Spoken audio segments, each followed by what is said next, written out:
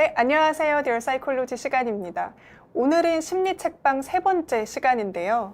함께 읽어볼 책은 굉장히 어려운 그러면서도 흥미로워 보이는 책 제목입니다. 수테베 아얀의 영혼의 건축가들이고요. 이 책은 정신분석학의 역사를 따라가면서 인간이란 무엇인가라는 본질적인 질문을 좀 던집니다. 정신분석 이론의 거장들이 함께 치열하게 고민했던 그 여정들을 오늘 정태현 교수님과 함께 따라가 보려고 합니다. 교수님, 안녕하세요. 네, 안녕하세요. 네, 반갑습니다. 예, 반갑습니다. 저희 오늘 세 번째 시간에 책을 골라주셨거든요. 네. 또 어떤 연유로 이 책을 골라주셨는지 궁금합니다. 저희가 보통 접하는 책은 크게 두 가지라고 얘기할 수 있는데, 학교라든가 이런 데서 그 교육을 받을 때는 교과서를 통해서 아주 전문적인 지식을 좀 얻게 되고, 또 다른 한편으로는 그 전문 교양 도서죠. 전문가들이 썼는데 일반인들을 위한 어떤 그런 책들, 그런 책을 읽으면서 그 주제에 대한 그 깊이 있는 지식을 우리가 또 함양하고, 그런데 그게 거의 대부분 책이지 않나 싶습니다.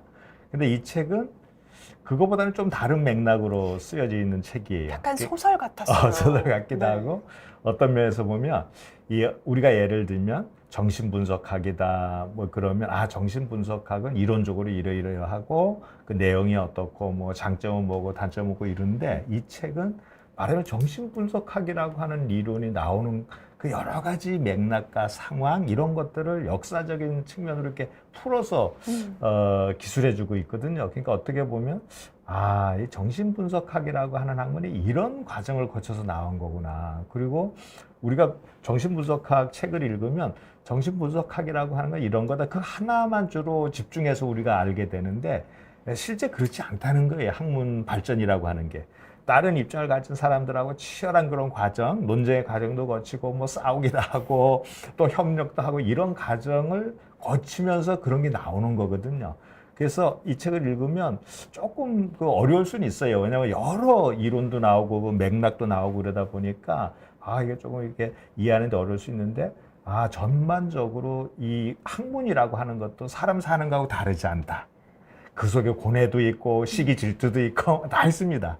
그런 것들을 이렇게 볼 수 있어서 좀 뭔가 학문 발전, 특히 심리학의 기반이 되는 게 여기 사실 다 있거든요. 그런 다 학파들이 여기 다 나오는데, 이런 과정을 거쳐서 이런 이론이라고 하는 게 나오는구나. 그런 걸 하면 좀 풍부하게 이해를 할 수 있지 않을까. 그런 면에서 좀 색다르고, 그래서 이 책을 한번 같이 읽으면 좋겠다 해서 선정을 했습니다. 네, 어렵다고도 얘기했지만 굉장히 흥미로웠어요. 왜냐하면 잘 알고 있는 뭐 프로이트 이런 사람들이 생각보다 그 본인의 이론에 좀 광기가 좀 서려 있는 모습이라던가, 혹은 본인의 그 이론을 좀 이렇게 주창하기 위해서 비밀 결사단을 만들기도 했잖아요. 맞습니다. 그렇게 했습니다.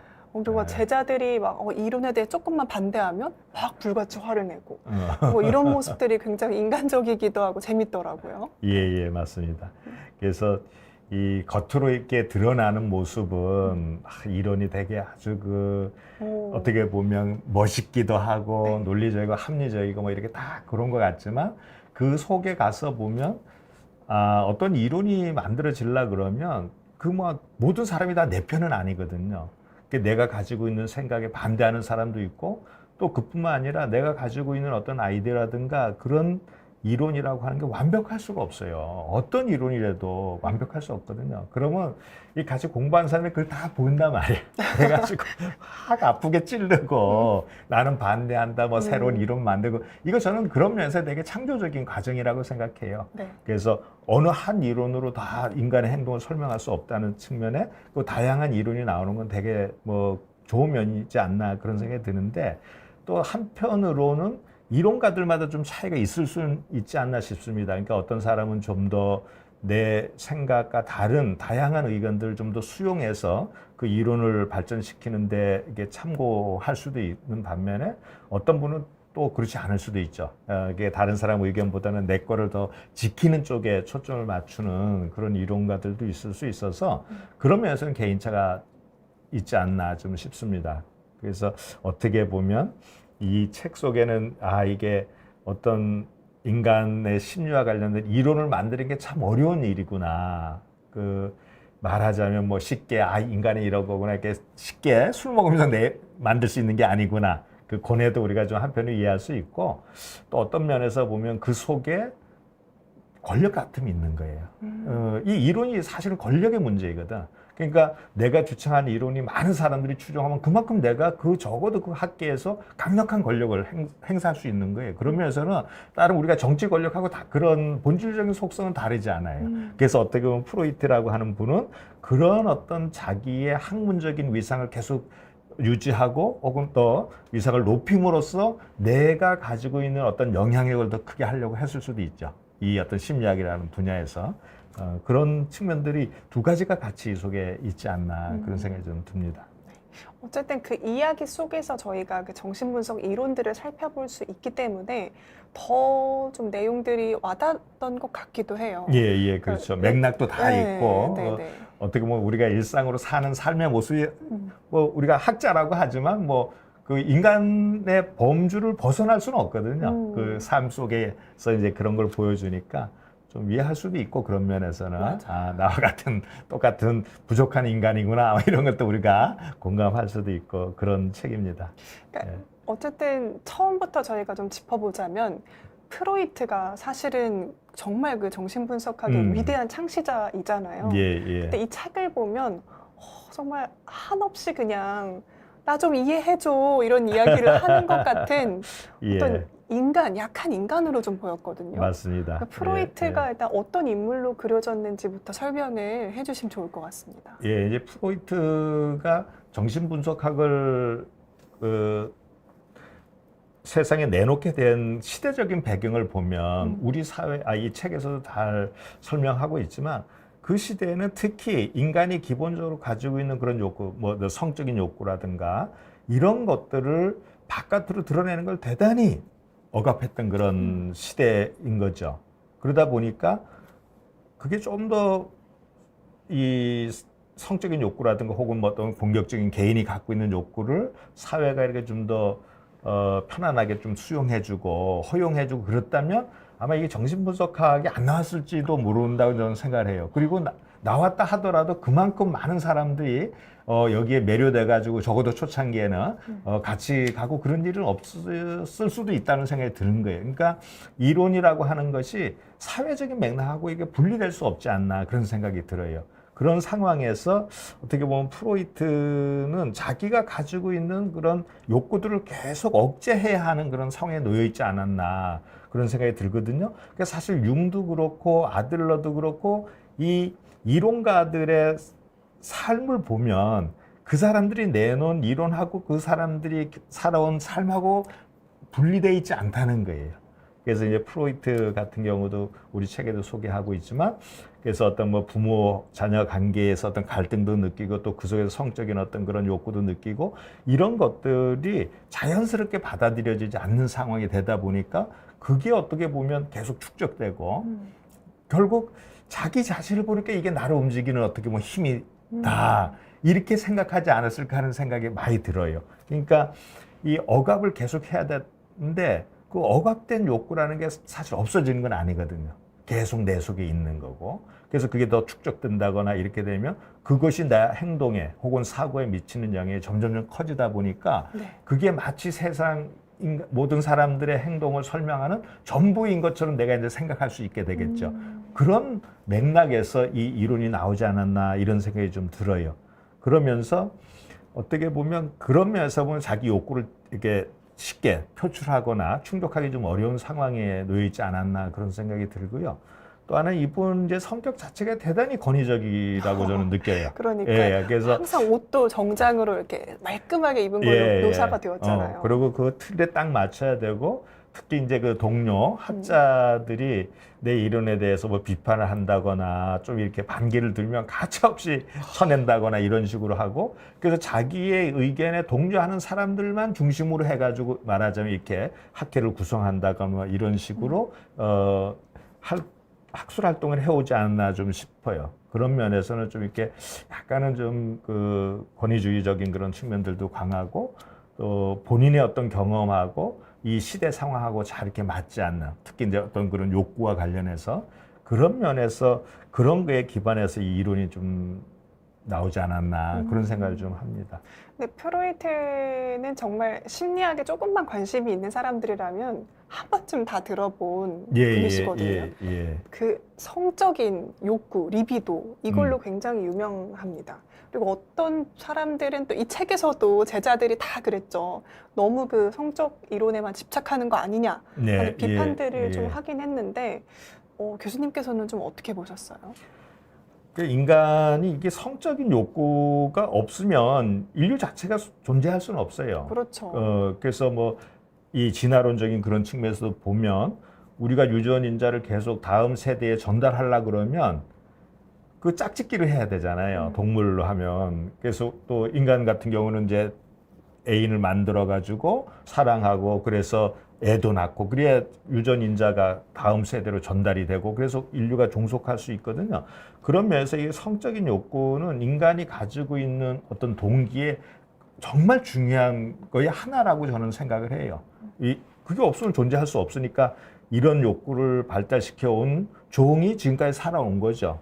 생존해 온 거죠. 그런 면에서 보면 인류도 그런 것을 가지고 있다고 가정하는 게 저는 타당하다고 생각하거든요. 그리고 성이 주는 쾌가 대단히 중요한 거예요.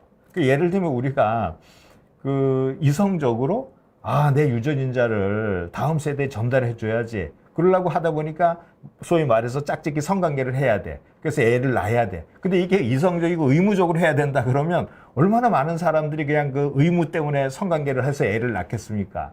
안 그럴 가능성이 되게 높죠. 그러니까 제가 생각할 때는 이 성이 주는 쾌감이 정말 중요한 이유는 우리는 이 쾌감 때문에 어떻게 보면 성관계를 하는 거예요.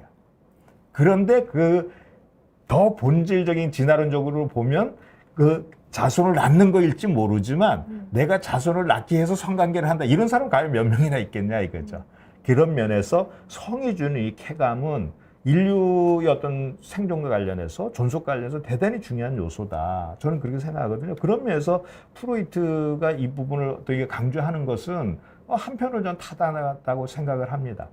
근데 문제는 뭐냐 하면 인간이 과연 이런 걸로만 갖고 있냐 맞아요. 하는 거예요. 프로이트는 정말 모든 걸 다 그렇게 성적인 존재로 인간을 좀 풀었잖아요. 예.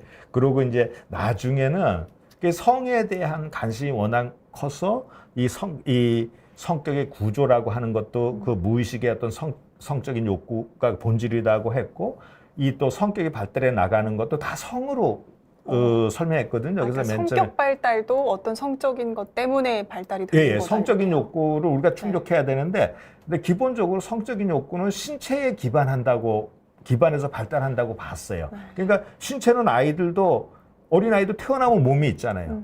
그러니까 이 논리가 그런 거예요. 이 욕구 자체가 맞아요. 정신적으로 내가 경험을 통해서 이렇게 성적인 욕구가 만들어진다 그러면 어린 아이는 어떻게 보면 경험이 별로 없으니까 성적인 욕구가 있다고 가정하는 근거가 취약한데 기본적인 아이디어는 이 성적인 욕구는 신체적인 거에 기반해서 발달해 간다고 본 거예요. 그러니까 아이도 태어나자마자 신체적인 게 있잖아, 몸이. 그러니까 여기도 성적인 욕구가 발달할 수 있는 그런 게 있어야 되겠죠. 그래서 맨 처음에 이 프로이트가 주장한 게 이제 그런 성적인 욕구가 구강기 말하자면 입을 통해서 발달한다는 거예요. 그래서 입을 통해서 성적인 욕구를 충족하는 쪽으로 발달해 나가고 또 일정 시간이 지나면 항문기라고 해서 거기 나가고 뭐 남근기 그다음에 이제 잠복기를 좀 거쳐가지고 나중에 뭐 이제 이성을 상대로 한 성기기로 나아간다. 이게 전부 다 몸의 기반에 발달해 나가는 거거든요. 그래서 성격인 발달 자체도 사실은 성에 기반한 거죠.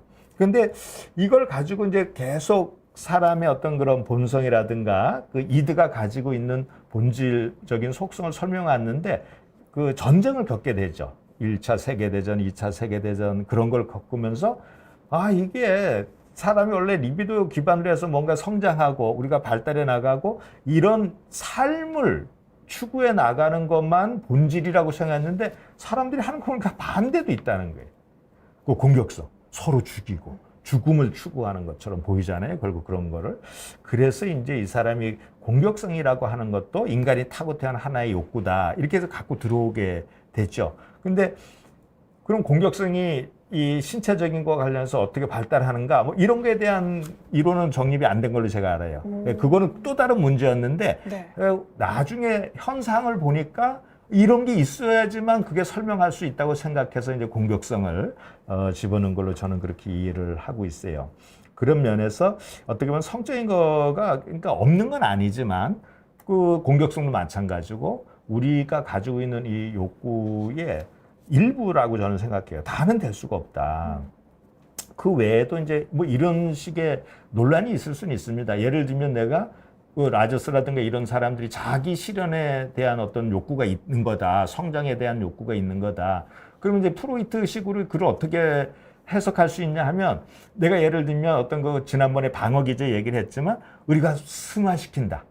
그 승화는 내가 어떤 그 가지고 있는 이런 욕구를 좀 더 사회적으로 바람직한 방법으로 이상적인 방법으로 이렇게 그 표출하는 거거든요. 그러면 예를 들면 뭐 봉사활동을 해가지고 내가 가지고 있는 리비도 욕구를 거기에 그 봉사활동을 통해서 충족한다. 이런 거예요. 그렇게 되면 이제 뭐가 문제되냐면 어떤 사람은 똑같은 봉사활동을 라저스식으로 하면 나를 실현시키는 걸로 해석할 수 있고 이 프로이트식으로 하면 그것도 알고 보면 성적인 욕구의 표현이야. 이렇게 할 수 있잖아요. 그래서 어떻게 보는가의 문제긴 한데 이제 이런 식의 논쟁에서 이 핵심이 뭐냐면 이런 겁니다. 예를 들면 제가 이제 프로이트한테 이런 질문을 하는 거예요. 야, 그러면 그 구강기라고 하는 거에서 우리가 성적인 욕구를 충족시키는데 그럼 너가 이 어린 아이 시기에 이 아이가 성적인 욕구 있다는 걸 어떻게 알아? 내가 만약에 그렇겠지만 야, 구강기 봐봐. 구강기를 통해서 빠는 거 좋아하고 욕하는 거 좋아하고 이게 다 구강기를 통해서 그런 욕구를 충족하는 거야. 근데 이렇게 하면 설명을 한번 했잖아요. 그러면 야, 구강기에 그럼 아이들은 왜 욕을 하기도 하고 이렇게 입으로 빠는 걸 좋아하고 이런 걸 왜 좋아하지? 성적인 욕구가 있어서. 이걸 우리는 순환적이라고 합니다. 동어 반복. 그러네요. 네.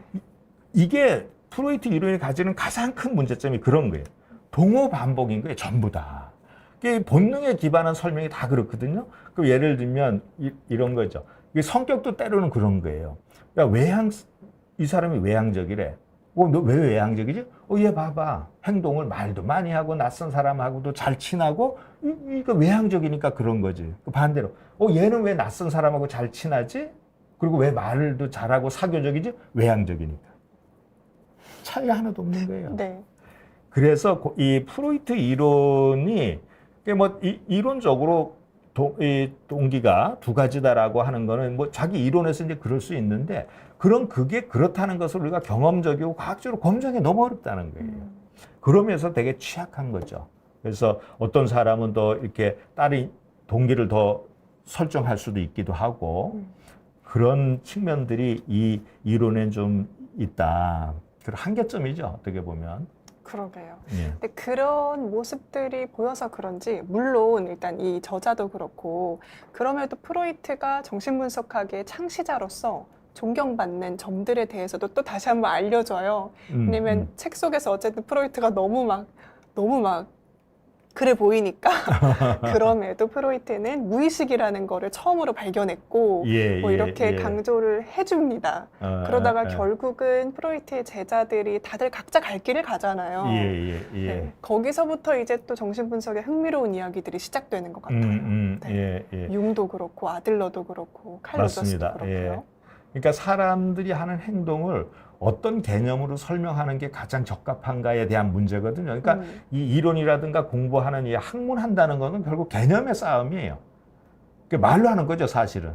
근데 그 말이 얼마나 합당하고 합리적이고 논리적이고 근거가 있냐의 문제거든요. 그래서 개념 놀이다 우리가 보통 이렇게 얘기하는데 그러니까 프로이트는 어떤 사람들이 하는 행동을 보고 이게 성적인 욕구, 리비도를 기반으로 해서 설명한다고 하는 거잖아요. 근데 다른 사례 보니까 그 개념이 그렇게 설득력 있게 설명하기가 어렵다고 보는 거죠. 그러니까 아들러는 그게 아니고 그 열등한 그런 어떤 욕구, 열등한 것을 극복하려고 하는 우월에 대한 욕구로 설명하는 게 더 합당하다고 보는 거죠. 그러니까 새로운 개념을 만드는 거죠. 그러니까 이 결국에는 다 어떤 개념으로 우리가 설득력 있게 설명하는가의 문제인데 제자들은 보니까 이 리비도에 기반한 설명이 너무 과하다. 말하자면 좀 설득력이 떨어진다. 때로는 근거가 부족하다. 다른 개념으로 하고 설명하고 그거를 그렇게 설명했을 때 더 지지해주는 증거를 우리가 수집하기 더 좋다. 뭐 이런 식으로 해서 이제 새로운 이론들이 나오는 과정이 있는 거죠. 네. 예, 그러면 예. 아들러부터 시작해보면 좋을 것 같아요. 예, 예. 굉장히 어쨌든 또 한국에서는 유명한 분이시잖아요. 아, 그렇습니다. 네. 예. 그 미움받을 용기로 아, 굉장한 사랑을 받은 정신분석학자인데 예. 아들러는 인간이란 무엇인가라는 질문에 열등감을 좀 중심으로 해서 대답을 했습니다. 네, 네. 근데 저 그 과정이 너무 마음이 아프더라고요. 예, 이게 그 살아온 그 삶을 보면 네. 그렇잖아요. 되게 이해가 됐어요. 신체적으로 되게 불리하고 또 부모하고의 관계에서도 되게 무시를 좀 특히 어머니하고 그 많이 무시를 하고 그러니까 얼마나 그 이 스트레스를 많이 받았겠어요. 열등감도 많이 생기고 네네. 그렇다고 뭐 가자마자 자기가 공부를 뭐 아주 또 잘하는 것도 아니고 그러니까 여러모로 어려운 상황에 놓여 있는데 이제 이분이 그러면서 나름대로 어떤 목표를 추구하는 거를 자기가 생각해 보니까 결국 나를 움직이는 것은 열등감을 극복하는 거다. 동기 자체를. 그렇게 이제 생각을 한 거예요. 그러니까 사람들은 다 우월에 대한 욕구가 있다. 내가 남보다 좀 더 낫고 부족한 것을 극복해서 높은 지위에 오른다거나 사회적으로 인정받고 그런 욕구가 결국 사람을 움직인다. 이렇게 이제 생각을 한 거죠. 그래서 아까 제가 말씀드린 것처럼 이론이라고 하는 게 정말 자기가 경험하고 살아온 거하고 무관하게 이론이 나오기는 되게 어렵지 않나 싶습니다.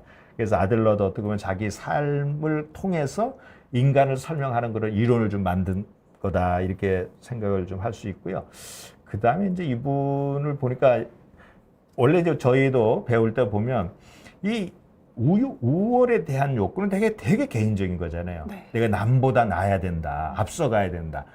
그래서 더 많은 권력을 가져야 되고 권력을 갖는 것 자체가 내 삶을 되게 편안하게 내 마음대로 할 수 있게 해주고 그래서 이 우월의 욕구하고 직접적인 관련이 되는 게 지위와 권력이거든요. 근데 대단히 이거는 개인적인 거예요. 그러니까 사회가 여기에 들어올 수 없어요. 사회가 중요한 게 아니고 개인적으로 내가 남보다 잘하는 게 중요한 거거든요.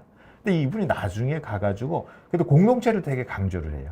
우리가 결국에는 더불어 잘 사는 거와 관련된 그런 행동을 해야 된다. 그게 뭔가 이게 좀 생뚱맞잖아요. 갑자기 개인의 우월성을 강조하다가 갑자기 공동체로 넘어가거든요. 그러니까 열등감을 극복하는 게 인간이다라고 얘기를 하다가 더불어 잘 살아야 된다 우리가. 그래서 이 사회를 위해서 우리가 봉사하고 기여하고 하는 삶이 최선의 삶이다. 이런 식으로 이제 나중에는 또 결론을 내려서 이게 어떻게 왜 갑자기 그렇게 됐을까 그런 걸 보면 아마 여기 책을 보면 대략 이제 그런 힌트를 좀 얻을 수 있지 않을까 싶은데 이분이 이 사상 자체가 말하자면 좌파 쪽에 많이 가 있었던 거예요.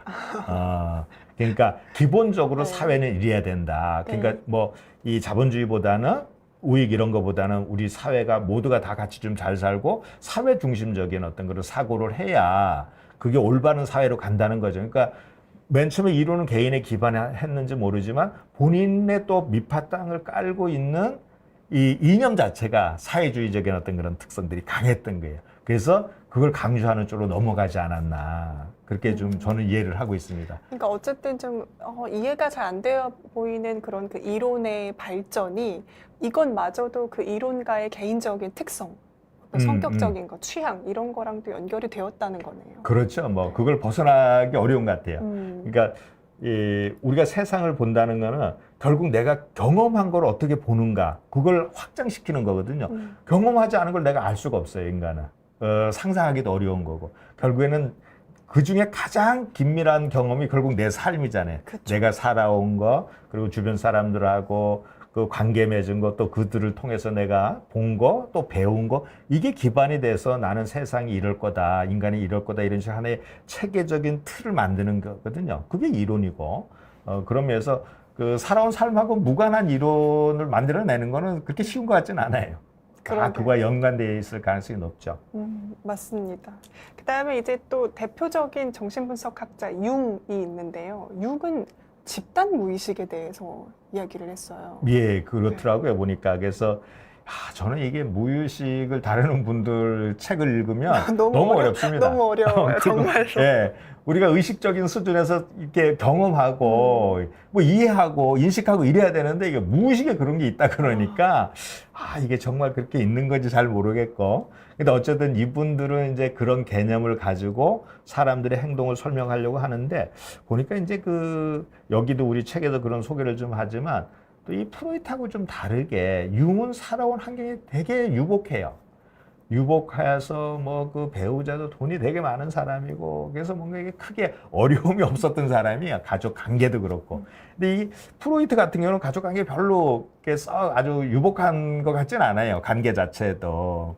이게 좀 힘든 상황에서 살아오지 않았나. 뭐 물질적인 건 어떻게 될지 모르지만 부모 자녀 관계라든가 이런 것도 그렇고 자기의 욕구도 마찬가지고. 그래서 사실 우리 책에서 보면 이제 이 학자들이 좀 이게 중독성이 있는 대마초라고 해야 되나? 이제 그런 거 담배 피우고 이런 게 많이 나오잖아요. 특히 이제 프로이트 뭐 그런 계속 피는 모습을 묘사를 했죠. 그 비밀위원회 같은 거 이제 만들어가지고 이제 논의하고 또 담배 한 대씩 피고 막 이러는 게 이게 말하자면 이게 중독과 관련되는 건데 이게 중독과 관련되니까 약물 중독 이런 거를 사용하는 기본적인 이유는 뭐냐면 내가 내 자체적으로 삶의 만족이라든가 즐거움을 만들어내기 어려울 때 우리는 외부 자극에 의존하는 거거든요. 그래서 어떻게 보면 제가 그냥 추론하는 건데 이분 같은 경우는 자기가 가지고 있는 욕구를 쉽게 드러낼 수도 없는 그런 시대적인 상황에 놓여 있었던 거예요. 그러니까 삶은 계속 내가 가지고 하고 싶은 걸 억압해야 되고 그러니까 되게 억압한다는 건 되게 불만스럽고 힘들고 스트레스를 받는 거거든요. 뭔가 즐거운 경험을 하기 어려운 거예요. 내가 가지고 있는 이런 욕구들을 바깥으로 표현하고 또 그걸 충족하고 이래야 즐겁게 되는데 상황 자체가 그렇게 잘 안 되는 거예요. 이럴 때 이제 사람들이 말하자면 스트레스를 느끼거든요. 그러니까 이런 스트레스를 해소하는 여러 가지 방법이 있는데 그 중에 하나가 바로 지금 어떤 나한테 즐거움을 줄 수 있는 감각적으로 즐거움을 줄 수 있는 그런 행동을 하는 거예요. 그런 것 중에 하나가 마약 같은 거죠. 약물. 그 약물을 주면 내가 지금 이 고통스럽고 힘든 이 스트레스 상황에서 벗어나게 해주는 거예요. 잠시지만. 그래서 이분은 그래서 이런 것들을 즐겨 하지 않았나 저는 좀 그런 생각이 들어요. 평생 담배 많이 피고 이런 거 많이 한 걸로 제가 알고 있거든요. 근데 그거에 비해서 융은 이 상황 자체가 되게 좀 유리한 상황이 있었고 특히 이제 할아버지부터 해서 가족 전체가 초월적인 거에 대한 관심도 많고 또 그런 거를 믿고 이런 어떤 가정 분위기에서 살아온 것 같아요. 융 그 자료들을 좀 보면 그러다 보니까 뭔가 이 개인의 무의식뿐만이 아니라 집단 자체 우리를 개인을 넘어서는 전체가 가지고 있는 어떤 특성 이런 것이 있을 수 있다. 그런 것에 대한 관심을 갖게 되지 않았나 싶습니다. 그래서 이제 이 융 같은 경우에는 뭐 어려운 개념들이 많이 있지만 예를 들면 신경증 같은 경우는 프로이트는 개인이 가지고 있는 어떤 성적인 욕구, 특히 성적인 욕구를 드러내지 못함으로써 그것이 바깥으로 드러날까 봐 사회적으로 부정적인 평가를 받을까 봐 이제 두려워해서 나오는 게 신경증이다. 뭐 히스테리를 그런 것도 그런 거거든요. 네. 그리고 말하자면 이제 몸이 아픈 것도 어떻게 보면 그런 게 내가 욕구를 바깥으로 드러내지 못하니까 이게 쌓인 거 쌓여갖고 네. 몸이 아픈 걸로 나온다. 이제 이런 식으로 설명을 하는데 융은 뭐 그런 것도 있을 수 있다. 그런데 그거 외에 집단이 가지고 있는 무의식이 있을 수 있다. 그러니까 어떻게 보면 신경증이라고 하는 거는 그 개인이 가지고 있는 어떤 그런 갈등이 하나의 어떤 표출된 거일 수도 있지만 그것 말고도 또 있을 수 있다. 인류 전체가 지금까지 살아오면서 공유해온 갈등이 있을 수 있다. 그게 하나의 신경증으로 나타날 수 있는 거다 이렇게 보는 거죠. 그러니까 인류 전체가 가지고 있는 어떤 이 무의식적인 특성이 있을 수 있다 이런 거예요. 그러니까 예를 들면 뭐 이런 걸 들 수 있는데 이 태양 같은 거는 이 태양에 대한 이미지는 문화적으로 대단히 비슷하다는 거예요. 그렇잖아요. 태양은 희망이고 맞아요. 빛이고 네. 말하자면 이게 또 선이고 네. 왜 그럼 태양이라고 하는 거에 대해서 이와 같은 아이디어를 공유하게 됐냐. 이걸 다 우리가 학습해서 그랬냐. 공통적인 어떤 그런 이미지를 갖게 된다는 거네요. 그런 거.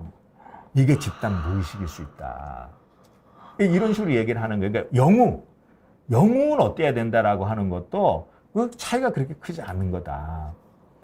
그래서 이게 개인이 만든 게 아닌 것도 있을 수 있다라고 하는 그런 생각을 융은 발전시킨 것 같습니다. 네. 그런 면에서 제가 좀 다르다고 볼 수 있겠죠. 그러니까 개인이 가지고 있는 어떤 그런 성적인 거, 이게 전부 다 모든 걸 설명하는 건 아닐 수도 있다. 그런 면에서 좀 차이가 있지 않나 그런 생각을 좀 해볼 수 있습니다. 네. 그래서 지금 트렌드 메이커님께서도 알고 계시는 게 좀 있으셨던 것 같아요. 예, 융은 무의식이 단순히 개인의 것이 아니라 집단의 것도 있다고 했던 것 같은데, 그럼 우리가 겪는 불안이나 두려움도 사회 전체가 공유하는 감정일 수도 있겠습니다라고 댓글 남겨주셨어요. 그럴 수도 있죠. 그러니까 근데 융이 이제 살아있다면 그렇게 해석했을 것 같아요. 그럴 수도 있어요. 네. 그 예를 들면 이걸 여기다 붙일 수 있는지 모르겠는데, 우리가 뭐를 두려워한다 그러면 이걸 다 학습해서 그럴 수는 있잖아요. 그죠? 네네, 맞아요. 근데 그 연구들을 보면 그렇지 않습니다. 그래서 이제 예를 들면 이 두려움이라 뭐 신경증이라고 하는 게 이게 개인에 근거한 건지 이 집단, 우리 인류 전체에 대한 건지는 차 판단하기 어려운데, 예를 들면 이 어둠에 대한 연구가 있어요. 근데 어둠은 이 태양의 반대잖아요. 네. 근데 어둠은 어떤 의미가 있냐면 우리 이 뭐 인류사에서 보면 어둠을 좋아하는 거는 별로 없어요. 대부분 어둠 나쁜 거야. 맞아요. 맞아요. 피해야 될 거. 오, 조심해야 뭔가 되고. 조심해야 돼. 뭔가 불길한 거. 음. 이 역경. 이게 다 어둠하고 되는 거예요.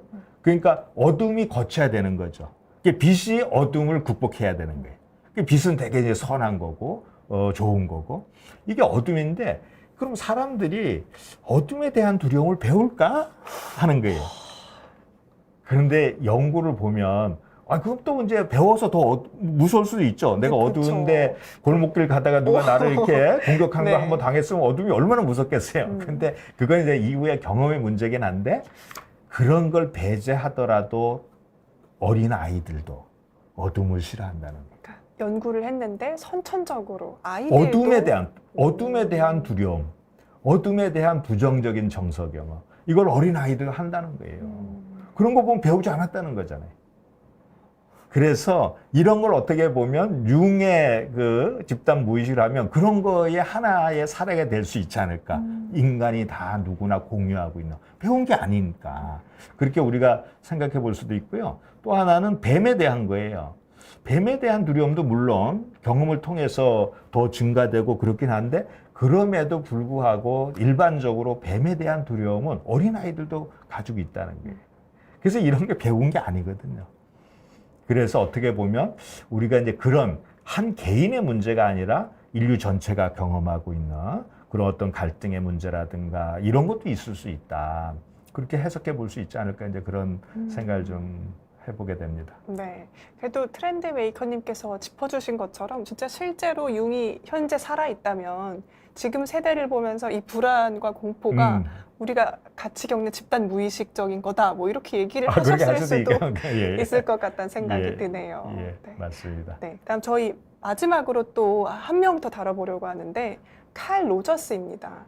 공감에 대해서 굉장히 깊은 울림이 있는 이야기를 주셨던 분이에요. 예, 맞습니다. 그래서 보면 이분도 이 프로이트라든가 이런 무의식하고도 연관을 초창기에는 공부도 하고 연관이 많이 됐는데, 이후에 이제 그런 것만이 아니다. 그 삶의 어떤 그 동기적인 요인이 단지 이 성적인 욕구를 충족하는 것만이 아니다. 어떻게 보면 이게 되게 이 비판하는 사람들 입장에서 보면 프로이트 이론은 인간을 되게 동물로 이렇게 격화시켰다라고 많이 얘기하는 거예요. 뭐 동물하고 인간하고 뭐가 다르냐, 결국에는 자기가 결핍되어 있는 욕구를 충족하는 거, 그게 행복이다. 그런 걸로 따지고 보면 다를 게 없는 거예요, 인간하고 동물하고. 근데 이제 이런 분들이 공부를 하면서 느낀 게 그런 것 같진 않다는 거예요. 그래서 뭔가 인간이 그런 결핍된 욕구, 동기를 충족하려고 하는 그런 경향성이 없는 건 아니지만 그게 다는 아니다. 그거 외에도 인간은 지금보다 좀 더 성장하고 발전해 나가려고 하는 그런 또 다른 욕구도 있다라고 가정을 하는 거죠. 그래서 이제 그 프로이트 이론하고 좀 비교를 하다 보면 결국 우리가 가지고 있는 이 결핍된 욕구를 충족시킨다는 것은, 인간은 결국 뭐냐 하면 안정을 추구하는 존재라는 거야. 안정성. 그러니까 지금 모든 것을 내가 충족하고 있을 때는 내가 불안하지 않죠. 그리고 뭔가 더 하지 않아도 되게 안정된 상태에 있는데, 뭔가 지금 부족하게 되면 불안정한 상태가 되는 거예요. 그러니까 인간은 안정을 추구하는 존재가 되는 거예요. 변화가 별로 좋은 건 아닌 거예요. 변화가 필요하다는 건 결국 뭐야? 내가 지금 불행하다는 거고, 뭔가 부족하다는 거고, 그 변화는 나를 완전한 존재로 갖고 가게 하는 게 아니고 어떻게 보면 불완전한 존재라는 걸 보여주는 하나의 증거가 되는 거예요. 그래서 인간은 뭐 다른 거 필요 없어. 발전도 필요 없고 성장 무슨 뭐 성장이야. 그냥 내가 지금 충족해서 이 안정된 상태에 있는 게 우리가 추구하는 최고의 목표다. 이게 이제 이 정신분석학에서 보는 인간관이거든요. 근데 로저스라든가 이 뭐 마슬로 이런 사람들 입장에서는 인간은 안정을 추구하는 존재가 아니다. 그런 부분도 없지 않아 있지만 불안정한 것을 추구한다는 거예요. 변화를 추구한다. 이거는 모험이에요. 왜 변화를 추구하냐? 지금 이 상태가 다가 아니기 때문에 그런 거죠. 내가 지금 이 상태보다 더 높은 걸 추구할 수 있는 욕구가 있는 거예요. 우리가 새로운 것을 뭔가 성취하기 위해서는 지금 이 상태를 깨야 되는 거죠. 그런 소설도 있잖아요. 데미안이요. 데미안인가, 네, 그죠? 네. 그런 게 여기하고 같이 가는 얘기예요. 그래서 우리가 지금보다 새로운 어떤 세상, 새로운 삶을 살기 위해서는 지금 이 상태에 있으면 안 된다는 거예요. 새로운 게 없는데 어떻게 새로운 게 만들어지겠어요? 그러기 위해서는 이 안정된 상태를 깨야 되는 거야. 근데 이 안정된 상태를 깬다는 거는 불확실한 상황으로 내가 들어가는 거잖아요. 안정된다는 건 이게 어떻게 되는지 다 보이는 거 확실한 거고 여기서 그야말로 위험이 없는 상황인데 이걸 깬다는 거는 내가 위험을 위험이 있는 세상으로 들어가는 거고 불확실한 상황으로 들어가는 거예요. 대단히 모험적이잖아요. 위험한 상황이에요. 그럼 왜 이걸 추구하느냐? 그걸 통해서 내가 더 높은 걸 말하자면 달성하기 위해서 사람은 모험을 하는 거다. 그런 동기가 있다는 거예요. 그러니까 프로이트가 보는 거하고 라저스가 보는 인간은 완전히 그러면서 반대인 거예요. 목표 자체, 인간이 가지고 있는 특성 자체를 완전히 반대로 지금 이해하고 있는 거죠. 그런 면에서 라저스가 보는 거는 또 다른 극이죠. 어떻게 보면 이 프로이트 입장하고 비교해 보면 그렇습니다. 그래서 이 자기 실현에 대한 어떤 그 욕구라든가 그래서 자기 실현은 기본적으로 이제 마슬로가 그런 용어를 많이 썼잖아요. 그래서 이제 욕구, 위계 이런 걸 하면서 했는데 이 로저스는 완전히 충만된 삶이라고 하는 표현을 써요. 그러니까 내 삶이 그야말로 이 순간에 충만돼야 된다. 그러니까 지금 여기라고 하는 말은 그런 말이에요. 지금 여기는 내가 대부분 사람들은 지금 여기에 시공간적으로 존재하면서도 과거를 또 생각하고 과거에 그 기분 나쁜 거 생각하고 나는 여기에 온전히 있을 수 없고 또 미래에 이게 일이 안 되면 어떡하지 걱정하느라고 지금 여기 온전히 있을 수 없어요. 그런 삶은 완전히 충만된 삶이 아닌 거죠. 완전히 충만된다는 것은 과거와 미래가 여기 들어와 있지 않는 거예요. 그러면서 이 순간을 내가 100% 누릴 수 있는 거. 여기에 완전히 몰입해서 살 수 있는 삶. 이게 지금 이 로저스가 얘기하는 완전히 충만된 삶이거든요. 그런 삶을 우리는 살 수도 있다. 그러니까 뭔가 부족한 걸 추구하고 그걸 충족하려고 하는 것만 아니다. 그러니까 어떻게 보면 이런 삶으로 나아가는 거죠. 여기에서.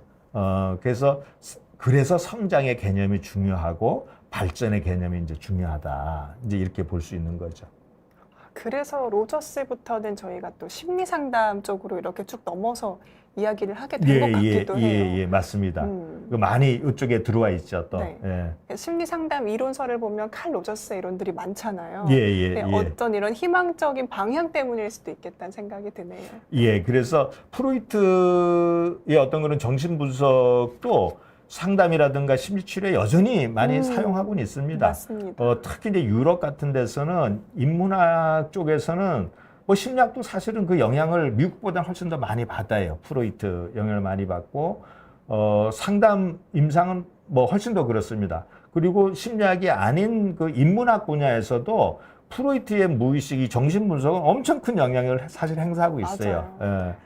그래서 이 한 축에서는 여전히 우리 이 임상 상담 영역에서 프로이트의 이론을 활용하고 있고 또 그와 못지않게 이 로저스의 상담 이론을 활용하고 있거든요. 근데 그게 이게 서로 공존할 수 있다고 저는 생각해요. 왜냐하면 사람이 가지고 있는 이 측면, 특성이라고 하는 게 워낙 다양해가지고 어느 하나의 치료 혹은 상담 기법이 모든 걸 다 다룰 수 있는 것도 아니고 그래서 요 영역에서는 이런 어떤 문제를 다룰 수 있고 또 다른 영역에서는 또 이런 게 다룰 수 있지 않나 그런 면에서는 공존 가능하지 않나 그런 생각을 하는데요. 이게 로저스가 보는 인간은 그럼 어떤 존재냐 하면 기본적으로 자기를 이렇게 말하면 성장시키고 자기가 가지고 있는 잠재력을 좀 발현해서 실현시키려고 하는 거. 그런 앞으로 나아가려고 하는 어떤 그런 욕구, 지금보다 더 발전해 나가고 성장하려고 하는 욕구가 있다고 가정하는 거예요. 그리고 그것을 실현할 수 있는 역량도 있다고 가정해. 그래서 예를 들면 내가 잠재적으로 어떤 적성이 있고 어떤 그런 가지고 있는 나의 어떤 그 잠재력을 실현하는 것을 내가 가지고 있는 목표라고 생각을 한다면 그런 목표도 있고 또 실현할 수 있다는 거예요. 근데 왜 실현을 못하는가? 많은 사람들이 지금 이 순간에 충만된 삶을 살지 못하고 마슬로우식으로 하면 자기 실현을 못하는가? 환경 때문에 그렇다는 거예요. 그러니까 사회적으로 너가 가지고 있는 어떤 그런 잠재적인 특성을 사람들이 자꾸 평가를 내는 거야. 넌 그거 나쁜 거예요. 그러니까 이걸 해야 돼. 이렇게 하면 나는 원래 이걸 하고 싶고 이걸 잘할 수 있고 그거에 가치를 부여하는데 사회적으로 이걸 나를 자꾸 왜곡시켜 나가는 거예요. 그러다 보니까 정신적인 어떤 문제도 거기서 온다고 생각하는 거예요. 그러니까 그러다 보니까 이 세상을 왜곡해서 지각해야 되는 거예요. 뭐 예를 들면 이런 겁니다. 이 애가 적절한지 모르지만 우리 사회는 공부 잘하면 의사가 돼야 되는 거예요. 네, 맞아요. 또 인문에서 공부 잘하면 법관이 돼야 되는 거예요. 모든 아이들이 그러냐 이거예요. 공부 잘하는 아이들이. 아닐 수도 있죠. 나는 나 공대 가서 뭐 하고 싶은데. 나 공부 잘하지만 그래서 내가 훌륭한 심리학자가 되고 싶은데 가정 사회에서는 야, 너 공부를 잘하니까 법대 가야 돼. 그런 식으로 이제 교육을 받는 거예요. 그러면 내가 맨 처음에는 괴롭겠지만 이 의대라든가 법대가 가지는 그거에 대한 사회가 만드는 판단 체계, 가치 체계를 내가 받아들이는 거예요. 그래서 내가 마음이 편하죠. 그걸 안 받아들이면 내가 살아갈 수가 없어요. 그래서 맞아. 이 사회는 법대를 가는 게 최고고 의대를 가는 게 최고야. 이런 식으로 내 걸 고치는 거네. 의식을 그러죠. 고치는 거네. 의식을 바꾸는 거예요. 그래야지 내가 여기 적응해 살아갈 수 있죠. 안 그러면 계속 부딪히니까 힘든 거예요. 그러면서 어떤 문제가 발생하냐 하면 이 사회를 왜곡해서 보게 되는 거예요. 그 자체가 왜곡하는 거잖아요. 이 왜곡이 심하면 그야말로 비현실적인 인식을 하게 되겠죠. 모든 건, 다 필요 없어. 법대가 최고지. 다 돈이 최고지. 지위가 최고지. 이런 식으로 이제 세상을 보는 거예요. 사실 세상은 그렇지 않은 거거든요. 이런 식으로 이게 왜곡이 심해지면 결국은 비현실적인 사고를 하게 되는 거예요. 그게 결국 정신병의 원인이다. 이게 이제 라저스가 기본적으로 가정하는 거거든요. 그래서 있는 그대로 세상을 보게 만들어야 된다는 거예요. 그렇게 하기 위해서는 얘를 자꾸 이렇게 바꾸려고 하지 말고 얘가 가지고 있는 걸 지지해줘라. 받아주고 진정성 있게 인정해주고 그러면 이 사람이 세상을 왜곡해서 볼 이유가 없는 거예요. 내가 이게 살다 보니까 나는 정말 요리를 잘하는 게 엄청 나한테는 중요한 거고 잘할 수 있고 거기에 내가 가치를 부여한다. 그래서 사람들이 그래구나 한번 해봐. 그걸 잘 발현할 수 있는 이 기회를 만들어준다거나 지지해준다거나 넌 정말 잘할 수 있어. 이러면 얘가 세상을 왜곡할 필요가 없다는 거죠. 요리라고 하는 거가 그걸 통해서 내가 세상을 이렇게 보면 되는 거고. 근데 이걸 자꾸 다른 걸로 틀려고 그러면 내가 세상을 이해하는 방식을 바꿔야 되는 거예요. 그게 왜곡이다. 나와 이 세상을 보는 거와 관련시켜보면 왜곡을 시키는 거잖아요. 나는 원래 이걸 하고 싶었는데 이걸 저쪽으로 틀어버리니까. 그러니까 마치 내가 그걸 좋아했던 것처럼 나를 또 납득시켜야 되고 이러다 보니까 이제 힘든 거예요. 그래서 이 로저스라고 하는 사람이 보는 인간은 그런 거죠. 그냥 놔두면 잘한다. 근데 자꾸 사회가 그걸 꺾는다, 얘가. 다른 말로. 그러니까 심리치료는 뭐냐? 너 사람 바꾸려고 하지 마. 네가 할 수 있는 거 없어. 안 해도 돼야. 대신에 너가 걔를 방어하게끔 만들지 않게 하는 거야. 지금 이 친구가 왜 그럼 그런 식으로 왜곡해서 세상을 보는가? 나를 방어하기 위한 거죠. 내 있는 대로 드러내면 사람들이 부정적인 피드백을 줘. 부모가 나한테 뭐라고 화내고 너는 왜 딴짓거리 하려고 그러냐. 다 나를 위협하는 거예요. 그러니까 내가 나를 방어하는 거예요. 그러니까 방어하지 않는 어떤 상황을 만들어주면 내가 있는 걸 그대로 있는 대로 드러내겠죠. 그리고 내가 하고 싶은 그리고 그와 관련된 나의 역량 이런 것들을 발휘할 수 있다는 거죠.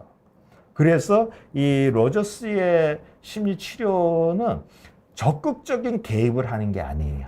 그 예를 들면 이제 우리가 이와 좀 반대되는 게 이제 행동 수정 이런 게 있거든요. 이게 행동주의에서 여기도 행동주의 나오지만 행동주의에서 기본적인 아이디어는 행동을 바꿔야 된다. 외부적인 자극을 통해서. 그러면 이 사회적으로 바람직한 행동으로 우리가 바꿔나갈 수 있다. 그 행동 수정 입장에서는 행동주의 입장에서는 엄청나게 강력하게 치료자가 개입을 해야 돼요. 그 보상 처벌을 이렇게 뭐 조작을 한다거나 해가지고 적극적으로 개입을 해야 이 친구가 행동을 뭐 말하자면 바람직하지 않은 데서 바람직한 것으로 이제 바꿔 나간다는 거거든요. 그러니까 개입의 정도가 다른 거죠. 이게 어떻게 보면 프로이트는 중간 정도 되지 않나 싶습니다. 행동주의는 아주 적극적으로 개입하는 거고 이 라저스가 얘기하는 어떤 상담 심리학자의 어떤 그런 개입 정도는 아주 미니멀한 거가 되겠죠. 프로이트는 자유연상이라든가 그러니까 이 무의식적인 것을 내가 인식하게 만들므로써 이제 그 억압된 것을 내가 볼 수 있게 되고 나름대로 그 어떤 이러저런 과정을 통해서 그걸 좀 해소할 수 있다는 건데 개입 정도로 보면 제가 볼 때 한 중간 정도 되지 않나 싶습니다. 그러니까 이 심리 치료라고 하는 것도 궁극적으로 다 이론에서 기반하는 거고 이론은 결국 사람을 어떻게 볼 건가에 관한 거잖아요. 그러니까 사람은 이런 존재다. 그래서 그걸 가지고 이론을 만들고 그거에 기반해서 치료가 나오는 거죠. 이게 다 이론에서부터 다 연결되는 그런 고리가 있다. 이렇게 좀 볼 수 있지 않나 싶습니다. 네. 제 이게 교수님께서 프로이트, 융, 아들러, 칼 로저스의 이론들에 대해서 쭉 설명을 해주셨는데요. 저도 듣다 보니까 궁금해지는 게 교수님께서는 어쨌든 대인관계를 좀 이렇게 공부를 해주셨잖아요. 예. 만약에 교수님께서 이 시대에 들어가 계셨다면 교수님은 좀 인간을 어떻게 해석을 하셨을지 궁금해요. 그러니까 인간의 뭐 핵심 욕구는 뭐 사람과 관계를 맺는 것이다, 뭐 이렇다든지.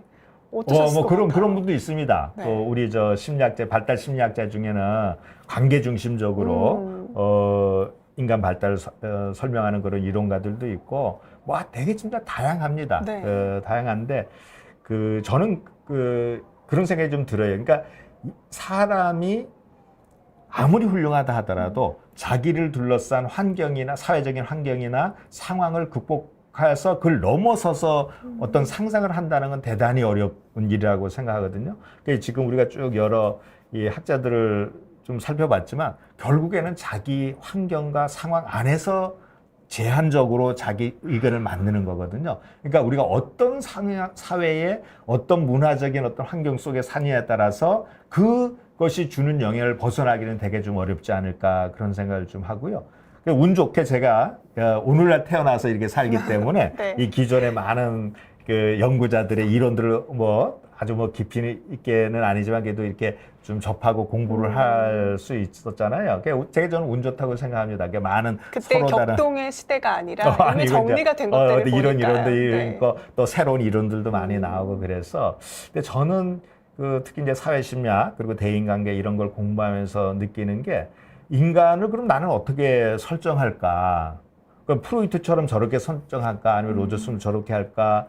저는 인간을 그냥 강의할 때도 그런 얘기를 하는데 인간은 잠재적으로 아주 야비한 동물, 전능한 동물에서부터 네. 최고의 신까지 될 수 있는 잠재적인 능력을 갖고 있다. 그러니까 우리는 전지전능한 측면에서 신은 아니더라도 신과 비슷한 그런 속성, 그런 특성을 발휘할 수 있는 존재라고 저는 생각해요. 예를 들면 테레사 수녀 같은 분이 될 수도 있는 거고 인간은. 네. 정말 야만적인 그런 인간이 될 수 있는 거예요. 동물보다 더 못한 인간도 될 수 있어요. 저는 인간이라고 하는 존재가 가지고 있는 잠재적인 본성 속에 그게 다 있다고 생각합니다.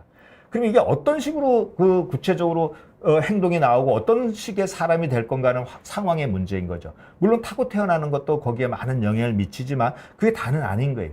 우리가 어떤 상황에 내가 놓여 있는가에 따라서 나는 신과 같은 그런 정말 선하고 성스러운 사람이 될 수 있는 반면에 어떤 상황에서는 정말 동물보다 못한 존재가 될 수 있다. 그래서 우리가 사람을 이해할 때는 고정된 어떤 하나로 이해하는 건 되게 어렵다고 생각하고 되게 위험하다고 생각합니다.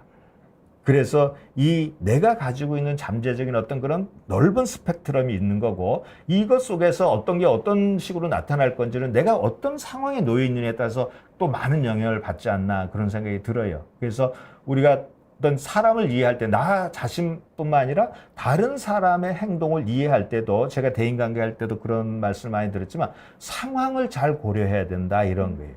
심리학자들이 제가 빠지는 함정 중에 하나가 이 심리학적인 측면으로 사람을 자꾸 설명하려고 하다 보니까 상황을 경시하는 경향성이 되게 커요. 근데 저는 그게 좋은 대답이라고 생각을 안 합니다. 예를 들면 이 대표적으로 마슬로 이론이 가지는 큰 한계점은 그렇다고 생각하는데 물론 마슬로가 정확히 그렇게 얘기를 한 건 아니에요. 근데 이후에 사람들이 만들어 온 마슬로 이론, 위계적인 이론을 보게 되면 이거는 정말 한계점이 많아요. 왜 그러냐면 인간이 어떤 하위의 욕구를 충족하면 상위의 욕구로 간다. 네네. 그런데 그럼 여기는 인간이 가지고 있는 욕구만 있는 거예요. 상황에 대한 요소는 1도 없잖아요. 어떻게 이렇게 인간이 살아갈 수 있어요? 상황이 들어와야죠, 이 이론에. 그래서 사실 이 마슬로의 그 글을 가서 보면 상황을 가정합니다. 그래서 평소 일반적인 상황에서는 이런 위계적으로 우리는 살지 않는다.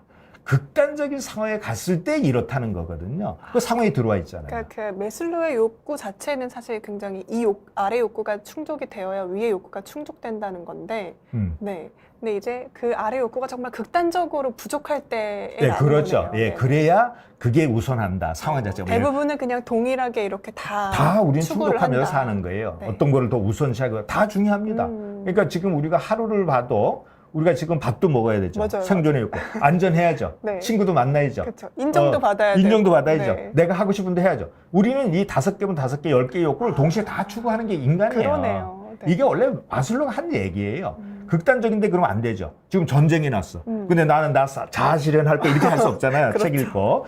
지금 안전한 데로 도망가야죠. 뭐 일주일 동안 밥을 못 먹었어. 뭐 책이 뭐 의미가 있겠어요. 빨리 밥을 먹어야지. 이게 극단적인 상황이거든요. 그래서 상황을 늘 고려해야 된다. 우리가 인간을 좀 이해하려고 할 때. 그렇게 하면 인간이 어떤 가지고 있는 잠재적인 어떤 그 가능성, 거기다가 곱하기 상황 혹은 환경. 이 두 가지 요소를 우리가 좀 더 잘 균형 있게 고려를 하면 자기 자신도 그렇고 상대방의 행동도 어떤 심리적인 특성도 좀 더 객관적이고 타당하게 이해할 수 있지 않을까 그런 생각이 듭니다. 그러네요. 그 약간 교수님 얘기 들어보니까 그 말이 생각나요. 우물안 개구리란 얘기 있잖아요. 예. 그러니까 기본적으로 인간은 자기 우물을 벗어날 수는 없다. 없습니다. 그러니까 그 우물을 또 저희가 심리학에서 잘 살펴봐야 된다라는 거네요. 그렇죠. 그리고 이제 우리가 실질적으로 직접 경험하는 거는 정말 얼마 안 되는 거예요. 우리가 24시간밖에 시간이 없는데 그렇죠. 그리고 이렇게 살아봐야 80년 살고 100년 사는데 직접 내가 경험하는 거 얼마나 되겠어요. 근데 간접적으로 배우는 거는 오늘날 이런 사회에서는 내가 경험하는 게 100배, 1000배가 될 수 있는 거예요. 우리가 텔레비전 보고 책 보고 인터넷 보고 이거 다 간접적인 경험이거든요. 직접 내가 하는 거에 정말 게임이 안 되게 많습니다. 그래서 지금 시공간적으로 우리가 제약을 받는 걸 넘어설 수 있는 거는 뭐냐? 간접적인 지식과 간접적인 경험이에요. 그런 것들을 우리가 많이 활용해야 이 한계를, 나의 한계를 벗어날 수 있는 거예요. 근데 이제 여기에 나온 이런 분들은 어떻게 보면 그 상황 자체가 그 시공간의 제약을 벗어나기 되게 어려웠던 거예요. 인터넷도 없고. 그러니까 내 경험, 내가 한 거 그걸 가지고 독창적인 이론들을 그걸 만드는 그 속에밖에 안 됐던 거죠. 그런데 오늘날에는 뭐 프로이틱 이론도 내가 접해볼 수 있고 라저스도 접해볼 수 있고 또 다른 거 그러니까 이렇게 했구나. 내가 경험한 거 이상의 어떤 이론을 만들어낼 수 있는 거죠. 은근슬쩍 교수님께서 공부를 사람이 그래서 해야 된다라는 걸 좀 강조해 주신 것 같아요. 그래서 공부해야 네, 됩니다. 그래서 공부해야 예. 된다라고.